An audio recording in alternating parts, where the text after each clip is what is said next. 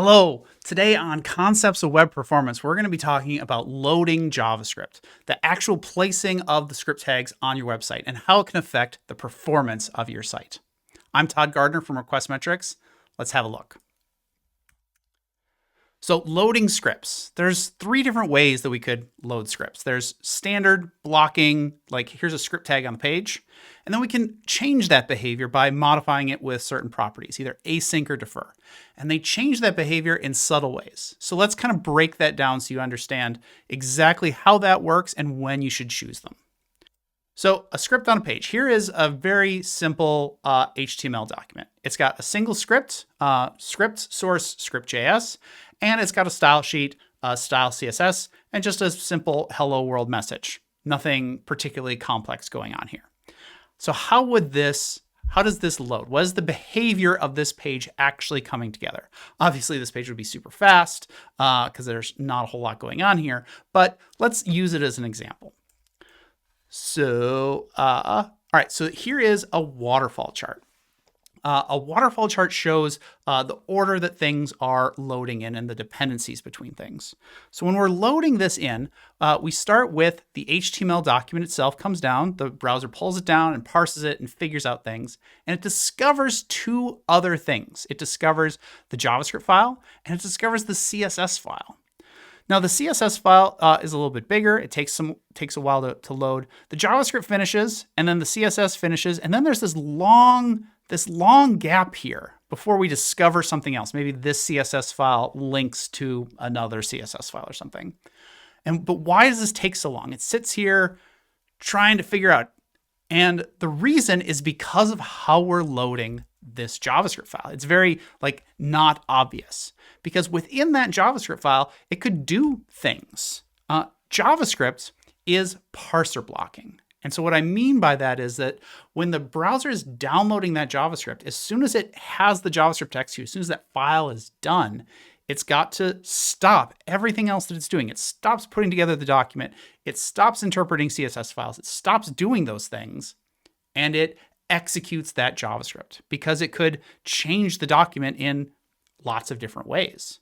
And so JavaScript execution prevents the parsing content, the rendering, and the main execution of that document. So finishing JavaScript is an important event. In order to describe that, I'm going to show you a flame chart. Now, a flame chart is very complementary to the waterfall chart. I have a whole nother video about that that I'll put a link to somewhere right here. You should check that out. Okay, so when that JavaScript file finishes, the browser's parsing engine immediately stops and says, great, I have a new task. I have a task that I'm going to need to exit or figure out what this JavaScript file does. And it executes it and it compiles it. And then anything that's inside of it that needs to be immediately invoked is all called. And all needs to execute to completion before content or the context is returned. So this whole time here, the CSS file was just blocked. It couldn't do anything. It was waiting for the JavaScript to be done before it could proceed applying its styles, and in this case, downloading a downstream dependent document. So how can we get around that? Oftentimes, we don't actually want this behavior from our JavaScript. We don't want it to stop everything from running. And so there's two different ways we can do that. We can either decorate those scripts with defer or with async. And I know that that's super confusing because to me, with the first time I saw it, I'm like, those are like synonyms. Why are there two different ways to do the same thing? They're not exactly the same. They're subtly different. And it's important to understand why they're different and when to use them. So let's just have a look at this again. So here's our document. Here is our regular blocking script tag and CSS file in our simple document.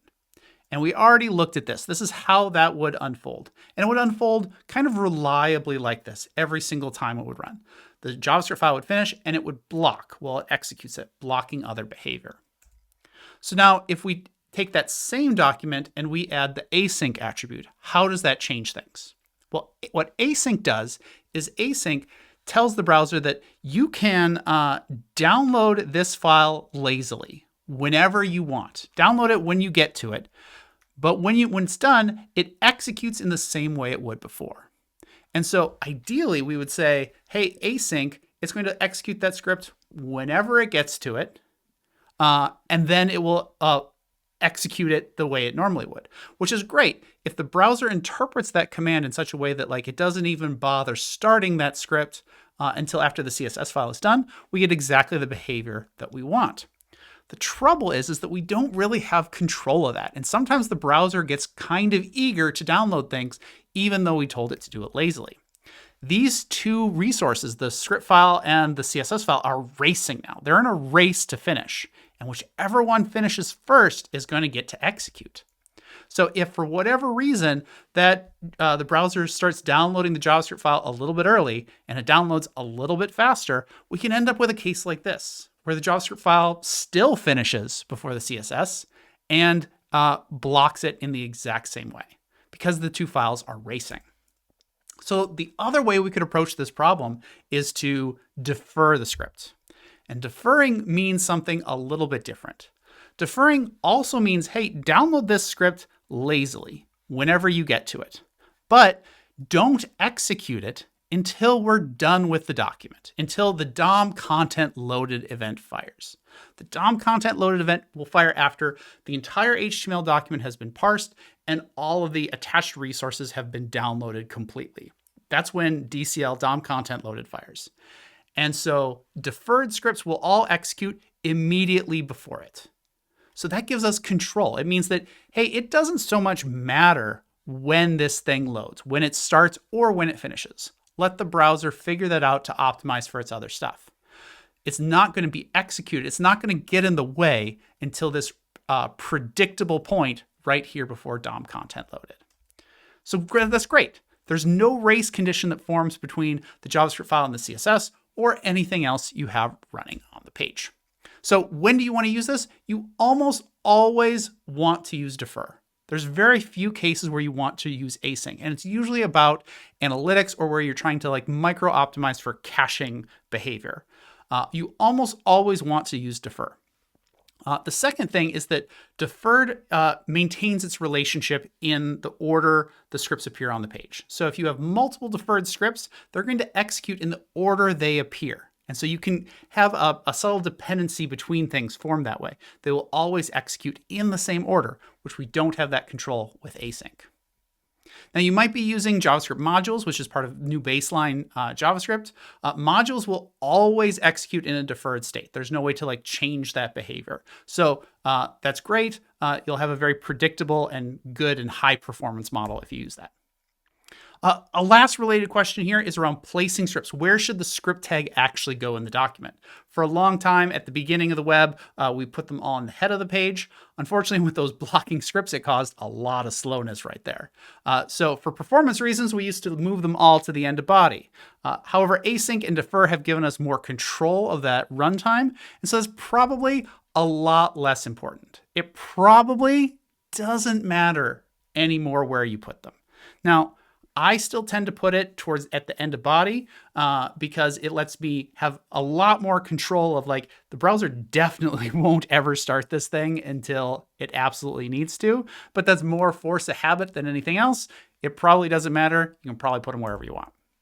If you want to learn more about web performance in general, other metrics, other techniques, charting, how to think about this, I have a whole course on Front-End Masters called The Fundamentals of Web Performance you can go check out.